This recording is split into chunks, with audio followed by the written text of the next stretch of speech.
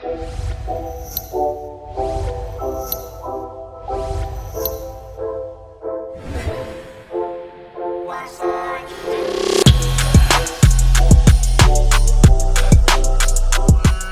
Terrence Gangsta Williams, aka OG Giggity, aka Mr. Answer Right Back, aka the People's Champ. Right now I'm rocking with the Nation of Podcast. This exclusive here. Make sure y'all tune in. Wow. Next up, so I was watching the interviews. Rippa, aka Skip. He said he admittedly got robbed by, your homeboy Sterling, and he was involved with the passing of Sterling. He also tried to expose some paperwork and said that you told on him to the police on more than one occasion. He said that whatever situation happened to Sterling happened in front of you and you ran, even though you had a gun. So I want to get your side of that just to clear everything up. All right. First of all, I didn't know who Rippa was, never met this guy, never had seen him or heard of him, right? This story he made about coming into Magnolia, shooting dice, and Sterling, this is the story he said Sterling come behind him and grabbed him and go in his pocket and took his money, right? This guy, Rippa, like 6'1", 6'2", he's 6 foot tall, right? Right. So, how can one man, now his story to sound more believable had he said that Sterling snuck behind him and grabbed him in a bear hug, and then I went in his pocket and took his money. Because mind you, if a person come behind you and grab you, he got to take one hand loose to go in your pocket. Facts. So how can a man, and we used to rob dice game. Now, Killer Stone, the homie Sweet Pea, all them, they used to shoot dice, true. But this guy didn't come out there and shoot no dice. Sterling ain't just do that kind of stuff. What happened, see, this is what they did.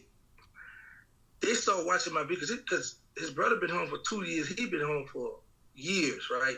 So now I guess they seen how I took to the internet. So now they like, you know what? Let's go sit down and make our play. But we got to change the story because the reason why he killed Sterling was petty. So now it's like, I can't go there telling people the man got killed about this. So here's the thing. Right after he killed Sterling, like I said, we didn't know where it come. We thought it was in the Iberville downtown, right? So one day I'm in the car, bro. I'm going around this neighborhood, and I hit the block. I'm coming up Clara Street, around Phillip and Clara. There was this known drug set. I turned left on Phillip. Then I turned left on Willow. As I'm getting ready to turn left on First, I see some of my homies coming up the sidewalk with guns in their hand and stuff. But then it's a guy in a red truck behind me, like, you get ready to turn a corner, how you can look back behind you to see what's going on. Yeah. So he's still facing this way. He's still facing straight. I am turned to turn the corner so I can look back and talk. So I was like, well, who are you? He's like, yo, I'm Skip out the mail. I'm the one that did that to a boy. So I was like, you the one killed my dog. I said, what that was behind? He said, man, he got into one of my homeboys at the detail, stepped on his shoe, and I said, bro, you killed my homie behind something petty like that? He's like, yeah, bro, but I want to holler at you, man. So we hook up a time to meet up. But at this time, my people coming to the thing, I'm like, y'all chill out, because I don't want y'all to shoot at this dude. He pull off and get away. I need to make sure he's comfortable so I can close his coffin. So he wanted to meet in at this restaurant in the French Quarters. But I was like, that's downtown. That's across from the project where Sterling was killed. I'm not about to meet him in his territory where they might got something lined up. I said, let's meet at Piccadilly's. Now, he agreed, right? I go to the project. I hired these two big, strong brothers that used to smoke crack. They naturally big. They like 6'4" big. I said, look, I need y'all to come into this restaurant. When y'all see me walk up to this dude, shake his head, y'all come behind and grab him, handcuff him, and throw him in the car for him. It was like, all right, cool. So heaven, I never went, right? Because I was like, I'm going to play mind games with this guy. Because I had other heavy beef. I really underestimated this chump, right? So what happens is, right? You know you can't be doing that on YouTube, right? Yeah, I usually edit that part out. I usually can put a little thing on there. All right, cool. I appreciate you, though. You know, this is exclusive. Yeah. So now, once it's going on now, I know who he is. So I tell Hot Bezo, I know who it is. I saw the dude. So now, Hot got a baby mother that live in the MILF. So Hot I said, look, we're gonna bet, see who's gonna get him first. So one day I'm in the car, and I see him around the MILF on the side street on the paper. I see him. It's broad daylight though. So I stopped, rolled the window. I was just Killer Stone Cutlass. I blew the horn. I got a Mac 11 moment there. I could have jumped out and add him out, but I didn't want to take a chance of putting the car apart, making noise, and he spotted, he hear it up or take out running. I wanted to make sure he was comfortable. I roll the window out, blow the horn. He turn around, see me, throw the deuces up. I said, all right, I kept going. I said, this fool really is comfortable now. Man, right after that, I got a rental car in my name. I give Blabber the key. Hot tell him, man, let's go to the mill right quick. Go holler at my son. They go back there. Blabber don't know what Hot got, what his intentions are. They go on the other side of the mill, see Rippa on a payphone. He was going by Skip back then. And Hot jump out and get the added out at it. Rippa tell the police. So when Hot got arrested for the kidnapping and all kind of other stuff, they charged him with attempt murder on Rippa. So now, while Rippa, we bond Hot out. But now, while Rippa in jail fighting some other charge, but our homies at the Magnolia called my cell phone. At the time, my cell phone was tapped. So the homie like, man, Skip in here. So it's me, Hot Bezo, and Blabber. Blabber yelling in the background while I'm talking to the homie out the Magnolia, yo, y'all jump on, beat him up in jail, right?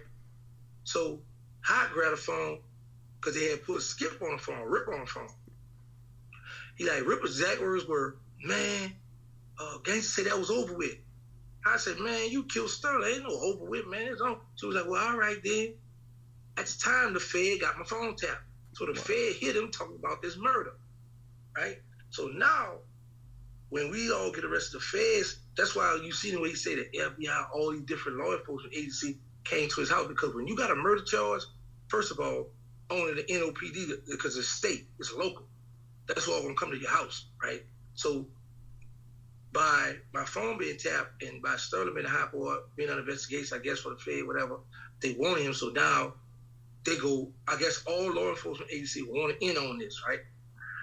They go to his house, but he wound up going to the state because it was a state case.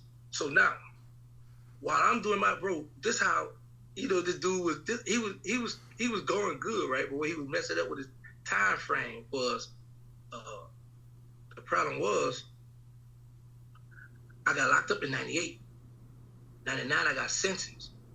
If you look at the court transcript, he didn't go to court till the 2000. So there's no way that I could be on the tier meeting his brother when I was already doing time in federal prison. Right. His lawyer or a private investigator lady come to my prison and say, they're trying to give my client the death penalty. The government is going to call you because your phone was tapped and y'all on the phone fussing with him about killing one of your best friends. Will you help him out? I said, yeah, man, because he didn't know this, but one of the other hot boys was home, and one of the other hot boys wanted him out bad to crush him, right? Right. And this was one of the ones. So his lawyer say, they're trying to give him the death penalty. Will you help him out? Blah, blah, blah. I said, of course. I signed a paper saying, yes, Sterling was a violent person. This guy deserves to get 5 years. He don't deserve to get no death penalty. We go to court. Government called me to court. I'm on the docks. I'm on the dock with some true steppers. Now, he switched to this. This is how you know this guy crazy, bro. He said that I was surrounded by SOD. First of all, anybody who been in my jail, it used to be called SID back in the day. They investigators like everybody like 6'4", 6'6", or better, right? Right. Big, swole. They come on the tier, and they're the ones that bring the pain, beat you up, get the tier in order. So now, if I'm being escorted by them, then number one, there's no inmates that's going to throw stuff at me because they know the SID people going to come in that cell and beat the brakes off you. Everybody been in that parish know them people don't play. Number one. Number two, problem with that is they don't give us nothing like to have to throw stuff at them. Well, unless a toilet paper roll. But he said everybody was throwing it. But at the time, I'm in a cell with the steppers because when you go to court, it's like 1, 2, 3, 4, 5. It's like 5, 6 cells 4 in the front and 2 in the back. One where the females be, and one where they have guys younger, homosexuals, all them be ducked off in the back. So I'm on a regular tip. I'm in the cell with some real steppers, right?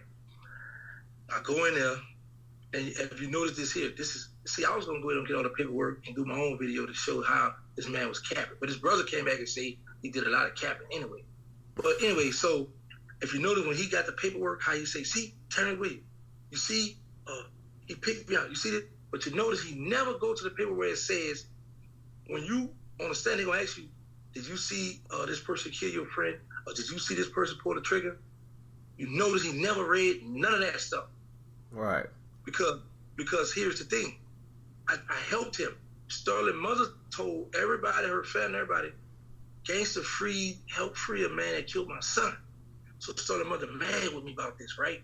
But she don't understand the game. Like, man, listen, we want this man on the street so we could do him like he did your son. But right. We can't explain this to her. Right. You know what I'm saying? So if the man or if somebody who know law or know how to research stuff, get all his paperwork, get the stuff from his lawyer, because he had to give a statement to tell his lawyer, to tell the people, hey, Sterling was a violent person. Because think about this.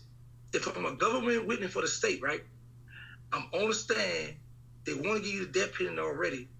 How you wind up with 5 years if you got a witness on the stand against you?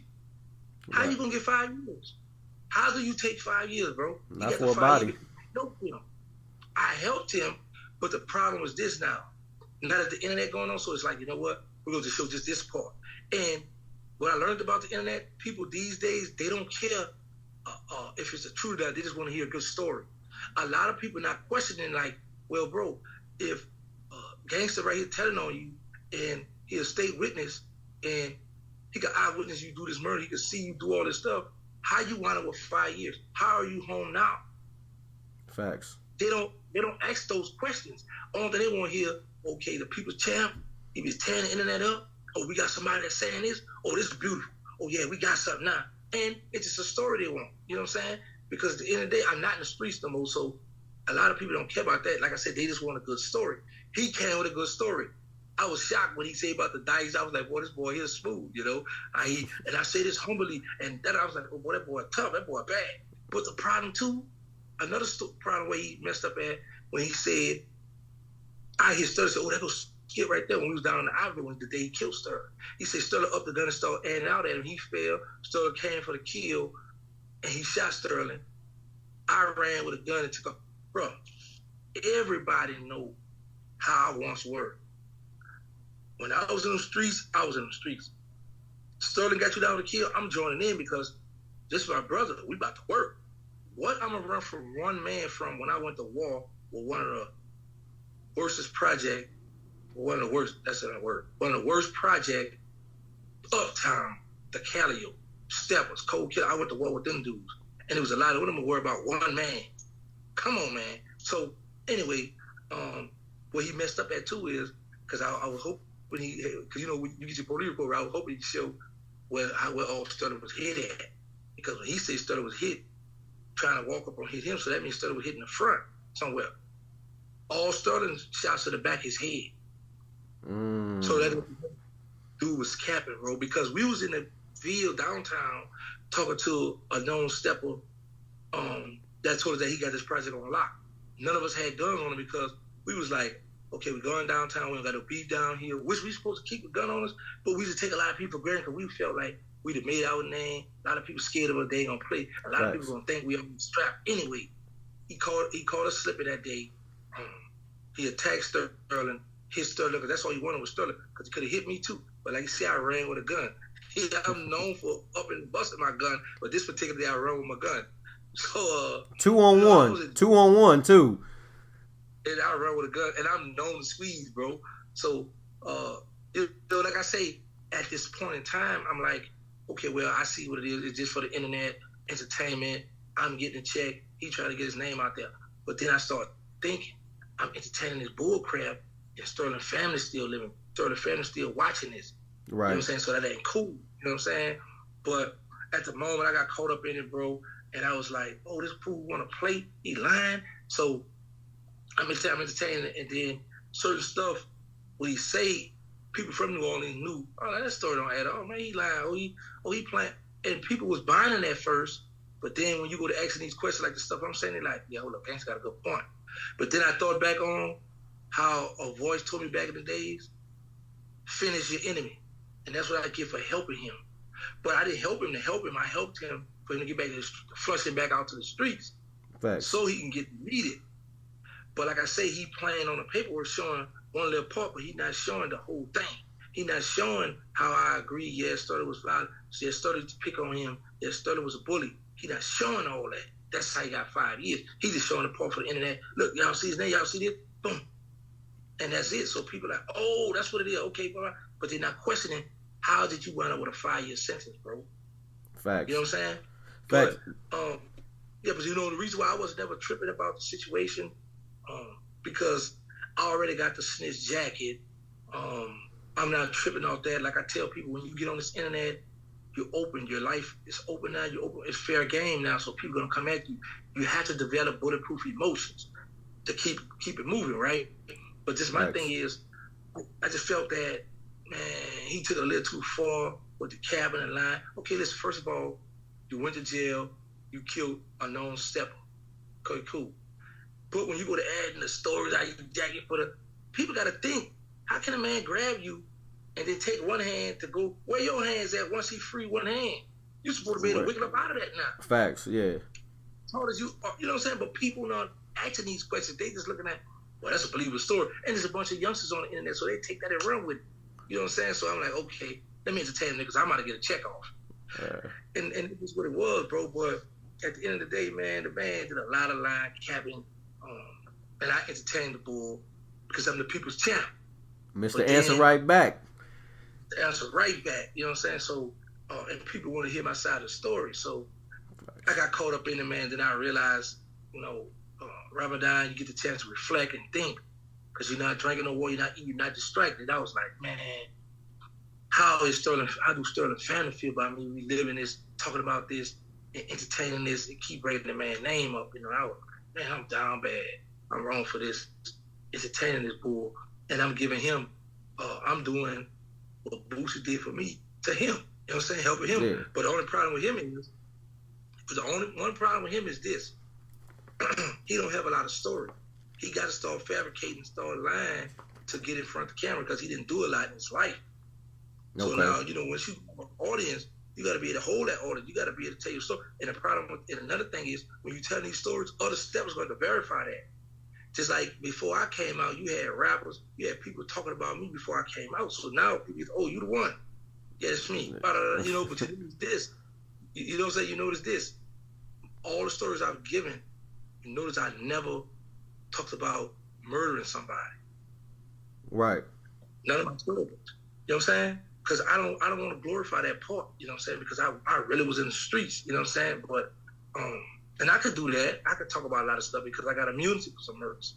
But I'm like, nah, I ain't gonna do that. I'm not gonna.